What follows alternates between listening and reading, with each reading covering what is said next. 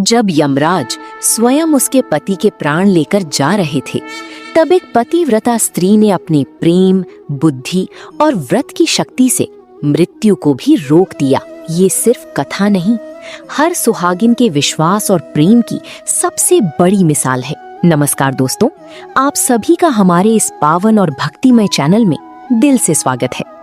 दोस्तों, आज हम सुनने जा रहे हैं वट सावित्री व्रत की ऐसी अद्भुत और भावुक कथा, जिसे सुनकर आपकी आंखें नम हो जाएंगी और भगवान पर विश्वास पहले से भी ज्यादा बढ़ जाएगा। और यदि आप भी अपने जीवन में सुख, शांति और भगवान का आशीर्वाद चाहते हैं, तो सच्चे मन से इस कथा को अंत तक अवश्य सुनिएगा। तो चलिए बिना देर किए शुरू करते हैं पवित्र और चमत्कारी वट सावित्री व्रत कथा। बहुत समय पहले की बात है। भद्र देश में अश्वपति नाम के एक प्रतापी राजा राज करते थे। राजा के पास धन, वैभव, सेना सब कुछ था, लेकिन एक कमी उनके हृदय को हर पल दुख देती थी। उनकी कोई संतान नहीं थी। राजा और रानी दिन रात भगवान से प्रार्थना करते, यज्ञ करते, दान करते और आखिरकार कई वर्षों की कठोर तपस्या के बाद मां सावित्री उनकी भक्ति से प्रसन्न हुई। मां ने आशीर्वाद दिया, राजन, तुम्हारे घर एक तेजस्विनी पुत्री जन्म लेगी, जिसका नाम संसार में अमर हो जाएगा। कुछ समय बाद राजमहल में एक सुंदर कन्या ने जन्म लिया। उसका नाम रखा गया सावित्री। सावित्री बचपन से ही अत्यंत बुद्धिमान, दयालु और तेजस्वी थी। उसके चेहरे का तेज देखकर लोग कहते, ये कोई साधारण कन्या नहीं, देवी का रूप है। धीरे धीरे समय बीता और सावित्री विवाह योग्य हो गई। राजा अश्वपति ने कहा, पुत्री, तुम स्वयं अपने लिए योग्य वर चुन लो। सावित्री ने अपने माता पिता का आशीर्वाद लिया और यात्रा पर निकल पड़ी। कई राज्यों में घूमने के बाद एक दिन उसकी नजर जंगल में रहने वाले एक युवक पर पड़ी। उस युवक का नाम था सत्यवान। सत्यवान बेहद सरल, सत्यवादी और माता पिता की सेवा करने वाला था, लेकिन वो एक वनवासी जीवन जी रहा था, क्योंकि उसके पिता अपना राज्य खो चुके थे। सावित्री ने मन ही मन सत्यवान को अपना पति मान लिया। जब वो महल लौटी और पिता को सब बताया, तभी वहां देवर्षि नारद आए। नारद जी ने गंभीर स्वर में कहा, राजन, सत्यवान गुणों में श्रेष्ठ है, लेकिन उसकी आयु बहुत छोटी है। विवाह के ठीक 1 वर्ष बाद उसकी मृत्यु निश्चित है। ये सुनकर महल में सन्नाटा छा गया। राजा अश्वपति बोले, पुत्री, तुम कोई दूसरा वर चुन लो। लेकिन सावित्री शांत स्वर में बोली, पिताश्री, एक बार जिसे मैंने अपने मन से पति मान लिया, उसे मैं जीवन भर नहीं छोड़ सकती। उसकी दृढ़ता देखकर सब मौन हो गए और फिर सावित्री और सत्यवान का विवाह हो गया। व्रत और तपस्या। सावित्री अपने सास ससुर की सेवा करती, पति के साथ जंगल में रहती, लेकिन उसके मन में नारद जी की बात हर पल गूंजती रहती।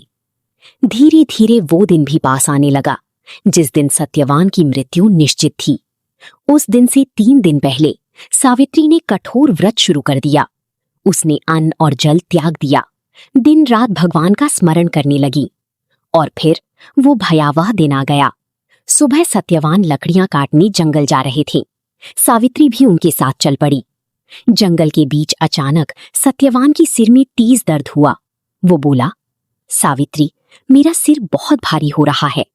सावित्री तुरंत उन्हें अपनी गोद में सुला लिया और तभी उसने देखा, एक दिव्य पुरुष हाथ में पाश लिए खड़े हैं। वो स्वयं यमराज थे। यमराज ने सत्यवान की प्राण निकाल लिए और दक्षिण दिशा की ओर चल पड़े, लेकिन सावित्री भी उनके पीछे चलने लगी। यमराज बोले, देवी, अब लौट जाओ, ये संसार का नियम है। सावित्री फोल्डेड हैंड्स करके बोली, जहां तक मेरे पति जाएंगी, वहां तक मैं भी जाऊंगी। उसकी पतिव्रता शक्ति देखकर यमराज भी आश्चर्यचकित हो गए।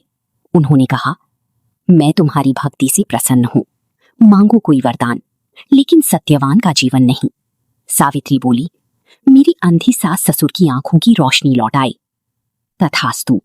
लेकिन सावित्री फिर भी यमराज के पीछे चलती रही। यमराज ने दूसरा वरदान दिया, तुम्हारे ससुर को उनका खोया हुआ राज्य वापस मिल जाए। तथास्तु। फिर भी सावित्री नहीं रुकी। अब यमराज उसकी निष्ठा देखकर भावुक हो उठे। उन्होंने तीसरा वरदान मांगने को कहा। सावित्री ने सिर झुकाकर कहा, मुझे पुत्रों की माता बनने का आशीर्वाद दीजिए। यमराज ने बिना सोचे कह दिया, तथास्तु। तभी सावित्री मुस्कुराईं और बोलीं, प्रभु, यदि मेरे पति जीवित नहीं रहेंगे तो मैं 100 पुत्रों की माता कैसे बनूंगी? ये सुनकर यमराज कुछ क्षण के लिए मौन हो गए। आज पहली बार किसी स्त्री ने अपने प्रेम, बुद्धि और व्रत की शक्ति से मृत्यु की देवता को भी निरुत्तर कर दिया था। यमराज अत्यंत प्रसन्न हुए। उन्होंने कहा, देवी सावित्री, आज तुम्हारी पतिव्रता शक्ति ने मुझे भी झुका दिया। मैं सत्यवान को पुनः जीवन देता हूं। और उसी क्षण सत्यवान जीवित हो उठे। सावित्री की आंखों से आंसू बहने लगे, लेकिन इस बार वे दुख के नहीं, असीम खुशी के आंसू थे। सच्चा प्रेम, अटूट विश्वास और भक्ति में इतनी शक्ति होती है कि वो मृत्यु जैसे अंधकार को भी हरा सकती है।